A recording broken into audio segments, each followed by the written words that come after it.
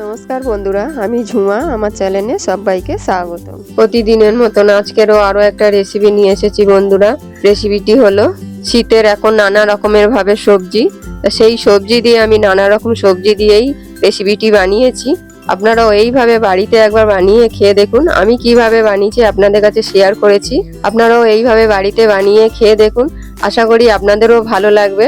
প্রথম থেকে শেষ অবধি ভিডিওটি দেখবেন। দেখে যদি ভালো লাগে বন্ধুরা, একটা লাইক শেয়ার কমেন্ট করতে কিন্তু ভুলবেন না।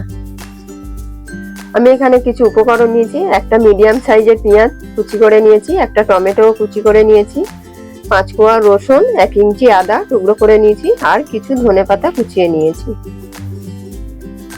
আমি অল্প সয়াবিন গরম জল দিয়ে ভিজিয়ে রেখেছি 10 মিনিট। আর কিছু সবজি নিয়েছি। আলু নিয়েছি, 2টো আলু লম্বা লম্বা করে কেটেছি, পেঁয়াজ কলি লম্বা লম্বা করে কেটে নিয়েছি, শিমগুলো আমি টুকরো করে নিয়েছি।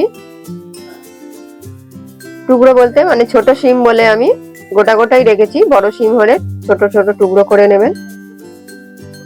মিক্সির বাটি নিয়েছি, বাটির মধ্যে আদা, রসুন, পেঁয়াজ, টমেটো আমি একই সাথে সব বেটে নেব।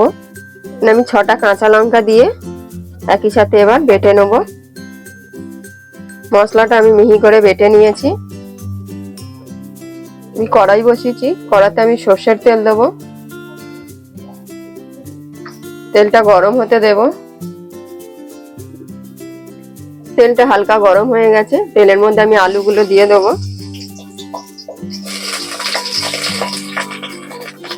শিমগুলো দিয়ে দেব।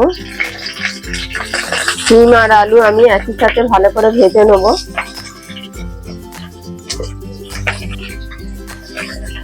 আমি ছোট চামচের 1 চামচ হলুদ দেব, আর পরিমাণ মতো নুন দেব। নুন আর হলুদ দিয়ে ভালো করে আমি ভেজে নেব।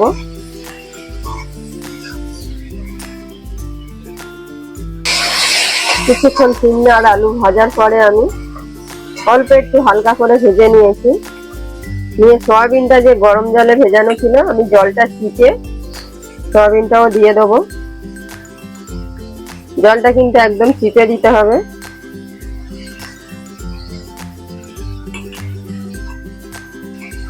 সয়াবিনটাও দেওয়ার পরে আমি একই সাথে আরো ভালো করে ভেজে নেব। মানে 3টে একসাথে কিন্তু খুব ভালো করে ভাজা হয়ে যাবে।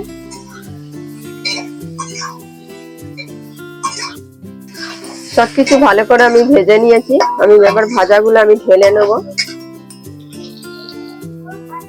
সবজিগুলো আমি ঢেলে নিয়েছি। আবার কড়াই বসিয়ে আমি কড়াতে তেল দেব। সরষের তেল দিয়েছি। তেলটা আমার গরম হয়ে গেছে। 1 চামচ কালো জিরে ফোড়ন দিয়েছি। ফোড়নটা একটু লাল হয়ে যাবে।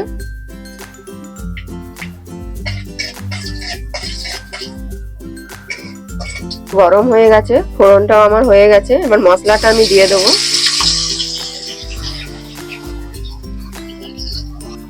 মশলাটা আমি দিয়ে দিয়েছি। ভালো করে মশলাটা আমি কষিয়ে নেব। অল্প নুন দেব, অল্প হলুদ দেব, যেহেতু সবজির মধ্যে হলুদ দেওয়া আছে। গুঁড়ো লঙ্কা দেব, কাশ্মীরি লঙ্কা দিয়ে ভালো করে আবার কষাবো। 1 চামচ ধনের গুঁড়ো দেব। এবার যতক্ষণ না তেল ছাড়বে ততক্ষণ কিন্তু মশলাটা এইভাবে নাড়াতে হবে, নাহলে মশলার তলায় লেগে যেতে পারে।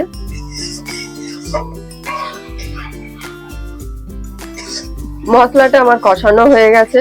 এবার সবজিগুলো যে ভেজে রেখেছিলাম আমি দিয়ে দেব।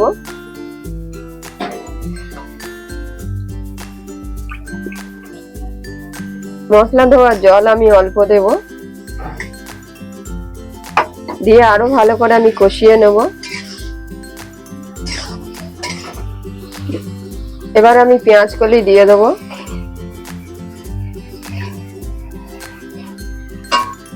সবই একই সাথে আমি ভালো করে এবারে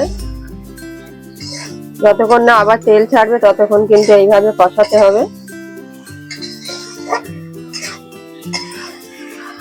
খুব ভালো করে আমি মিক্স করে দিয়েছি। গ্যাসটা আমি এখন একদম কমিয়ে দেবো, দিয়ে আমি ঢেকে দেবো। এবার ঢেকে ঢেকে রান্নাটা করব, তাহলে সবকিছু সবজি সেদ্ধ হয়ে যাবে। আমি ঢাকাটা খুলে নেব। আমি মাঝখানে আরো দুবার খুলে আমি নেড়ে দিয়েছিলাম।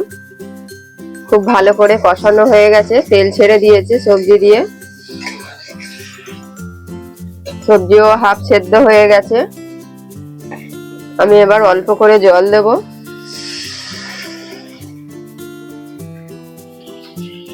দিয়ে ভালো করে মিক্স করে দেবো। এবার যে সবজিটুকু অল্প সেদ্ধ হতে বাকি আছে সেটুকু আমি সেদ্ধ করে নেব।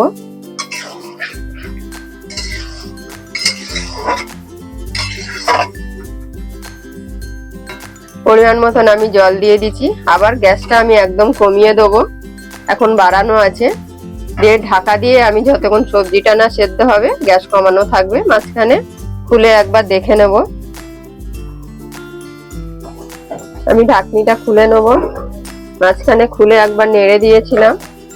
গ্যাসটা এখন আমি বাড়িয়ে দেব। আমার এই পেঁয়াজকলি, সিম, সয়াবিনের রেসিপিটি কেমন হয়েছে অবশ্যই আপনারা জানাবেন। সব শেষে উপর থেকে ধনেপাতা দিয়ে দেবো। আর আপনারাও এইভাবে বাড়িতে বানিয়ে একবার খেয়ে দেখুন। শীতের সবজি আর সয়াবিন কতটা প্রোটিন আপনারা সবাই জানেন বন্ধুরা। একবার খেয়ে দেখুন, আশা করি আপনাদেরও ভালো লাগবে। আর ভালো লাগলে কিন্তু লাইক, শেয়ার, কমেন্ট করতে কিন্তু ভুলবেন না।